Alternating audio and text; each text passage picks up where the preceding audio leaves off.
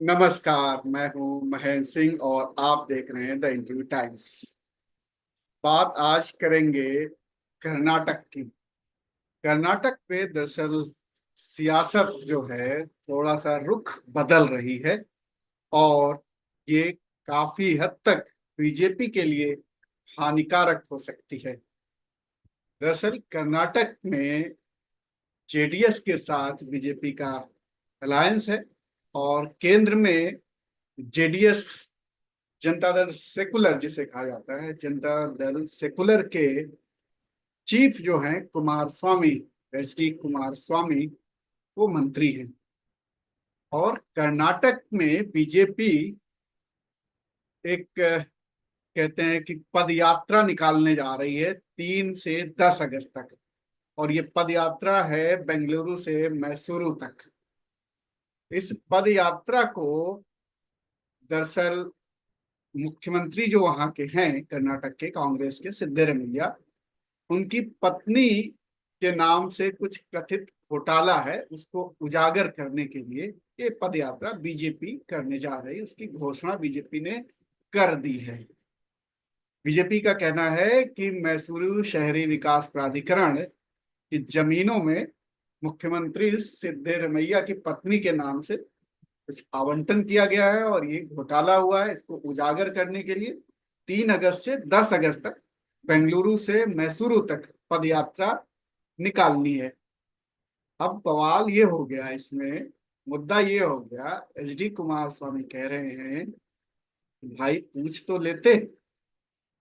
H D Kumar स्वामी से कोई सलाह नहीं ली गई, कोई मशवरा नहीं किया गया और इसलिए एच डी कुमार स्वामी हो गए हैं नाराज। अब एच डी कुमार स्वामी जेडीएस के सर्वेसर्वा हैं, बड़े नेता हैं, कद्दावर नेता हैं। केंद्र में एच डी कुमार स्वामी को भारी उद्योग और इस्पात मंत्रालय दिया गया है। तो आप ये समझ सकते हैं कि 2 सांसद वाली पार्टी को इतना वैल्यू दी गई है आखिर। तो इसका मतलब ये है कि एच डी कुमार स्वामी वजनदार आदमी है और इस वजनदार आदमी को बीजेपी ने नाराज कर दिया है। दरअसल एच डी कुमार स्वामी कह रहे हैं कि भाई ये टाइमिंग तो देख लेते। कई सवाल उन्होंने उठाए हैं इस सब यात्रा को लेकर के और असली कारण क्या है उस पर भी बात करूंगा।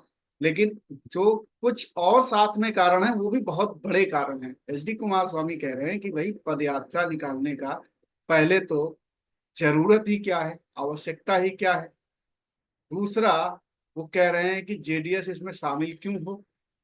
वो कह रहे हैं भाई बेंगलुरु से मैसूरू तक जेडीएस बहुत मजबूत है, तो हम भाजपा की पदयात्रा में क्यों जाएं। हम क्यों जाएं वहां पर, हम जहां पर हम मजबूत हैं ऑलरेडी वहां हम क्यों जाएं। और दूसरी बात, उन्होंने हमसे पूछा भी नहीं, सलाह भी नहीं ली। तो ये बड़े सवाल हैं। उन्होंने कहा कि भाई ये जो सरकार चल रही है इसके खिलाफ हमारे पास समय है, हम कभी भी इस पदयात्रा को कर सकते थे और तमाम चीजें हो सकती थी। लेकिन ये समय जो है ये ठीक समय नहीं है। इस बार जो चुनाव हुआ 2 सीटें जीती हैं कुमार स्वामी की पार्टी ने। अब आप सोचिए, 17 सीटें बीजेपी ने जीती हैं। बावजूद इसके कुमार स्वामी जो है किस कद के नेता हैं ये आप समझ सकते हैं कि उन्होंने इस यात्रा से अपने आप को अलग कर लिया। उन्होंने कहा बिल्कुल इस यात्रा में हम शामिल नहीं होंगे। अब आप सोचिए कि बीजेपी के लिए बड़ी किरकिरी वाली स्थिति है। उन्होंने कहा कि ये जो यात्रा है इसकी टाइमिंग बहुत खराब है। उन्होंने कहा इस दौरान बारिश का मौसम है, इस दौरान किसान खेती बाड़ी करता है, खेतों में रहे या वो पॉलिटिकल पार्टियों के यात्राओं में शामिल हो। उन्होंने कहा इसकी कोई जरूरत है ही नहीं इस वक्त। कम से कम ये समय देख लेते कि क्या समय है। इस वक्त किसान अपने खेतों में होता है, काम करता है। एक तो मुद्दा उन्होंने ये बताया कि ये जो टाइमिंग है ये ठीक नहीं है। दूसरा उन्होंने कहा कि हमें यात्रा के लिए हमें विश्वास में नहीं लिया गया। अब इसके राजनीतिक मायने हैं बहुत, लेकिन असली कारण मैं आपको बताऊंगा। एक और असली कारण है।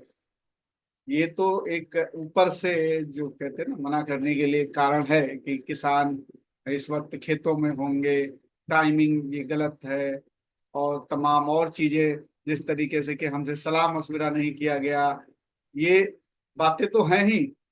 लेकिन इस बात का एक और वजह है। असली बात जो है वो एक आदमी है जिसको लेकर के SD कुमार स्वामी खफा है।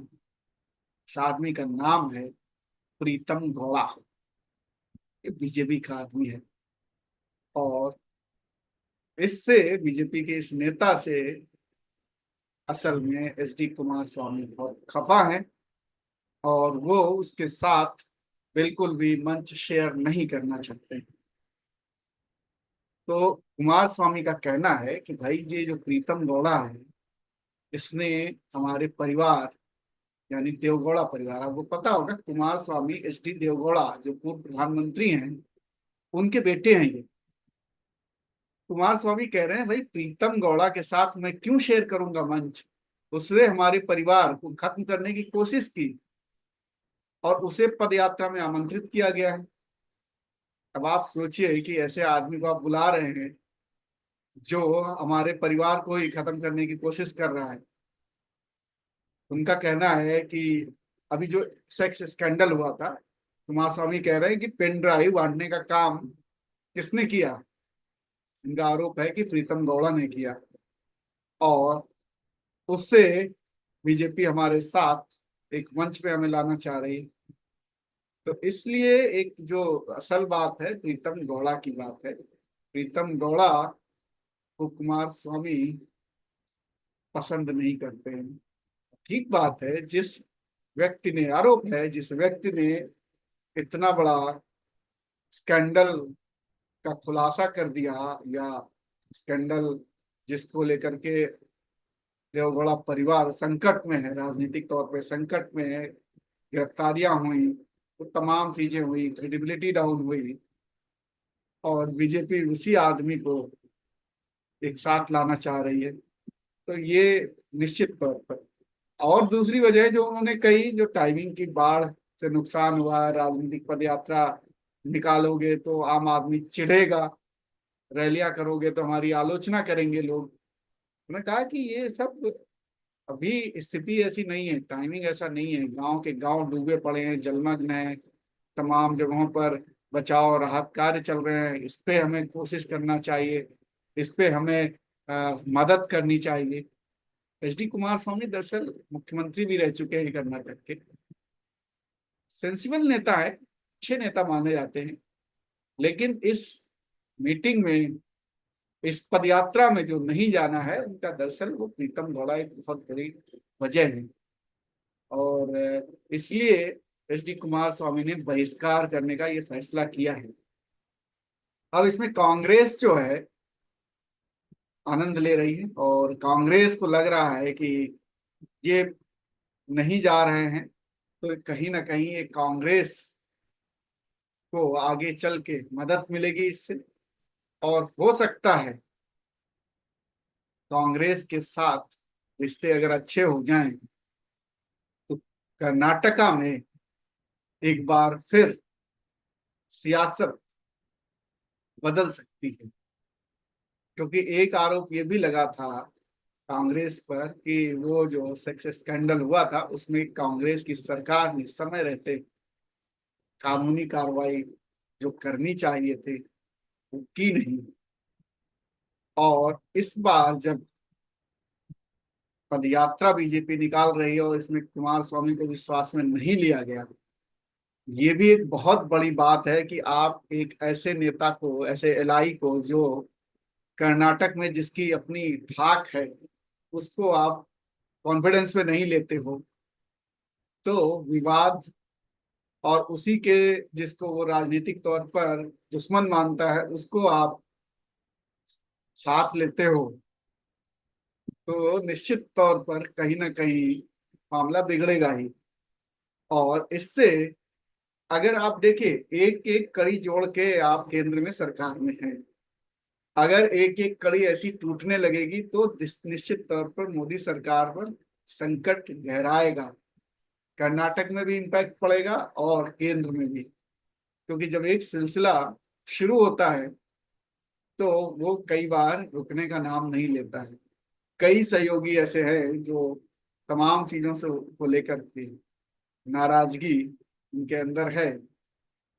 अभी जातीय जनगणना का मामला आ ही गया है, और ये जितने दल हैं ये सब, इनकी जो सोशल इंजीनियरिंग है, राजनीति है, वो ओबीसी के इर्द गिर्द ही राजनीति है। देवगढ़ परिवार खुद ओबीसी है, और वहां पर कर्नाटक में ओबीसी राजनीति बहुत कारगर राजनीति है। और ये जनता दल परिवार के ही सारे सदस्य हैं, चाहे वो नीतीश कुमार हो, चाहे वो लालू प्रसाद यादव हो, चाहे अखिलेश यादव हो, ये सब जनता दल परिवार का ही हिस्सा है। ये सब टूटे हुए जनता दल के ही हैं। कहीं जनता दल यूनाइटेड है, कहीं जनता दल सेकुलर है। तो आप देखिए, कहीं समाजवादी पार्टी बन गया है। तो ये सब एक ही दल है, और इनकी सियासत जो है सोशल जस्टिस को लेकर के ही है। इनकी सियासत ओबीसी जातियों के इर्द गिर्द ही है।